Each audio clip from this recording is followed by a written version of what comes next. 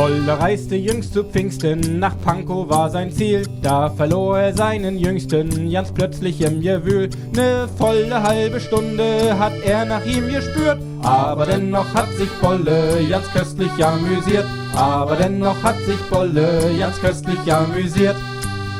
In Pankow gab's kein Essen, in Pankow gab's kein Bier, war alles aufgefressen von fremden Gästen hier. Nicht mal ne Butterstulle hat man ihm reserviert, aber dennoch hat sich Bolle ganz köstlich amüsiert. Aber dennoch hat sich Bolle ganz köstlich amüsiert.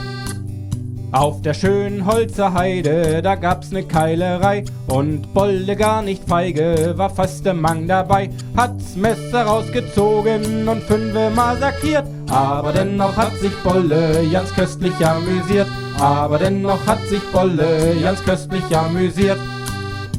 Es fing schon an zu tagen, als er sein Heim erblickt. Das Hemd war ohne Kragen, das Nasenbein zerknickt. Das rechte Auge fehlte, das linke marmoriert. Aber dennoch hat sich Bolle ganz köstlich amüsiert. Aber dennoch hat sich Bolle ganz köstlich amüsiert.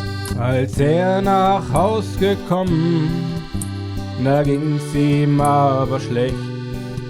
Da hat ihn seine Olle ganz mörderlich verdrescht. Ne volle halbe Stunde hat sie auf ihm poliert, aber dennoch hat sich Bolle ganz köstlich amüsiert. Aber dennoch hat sich Bolle ganz köstlich amüsiert.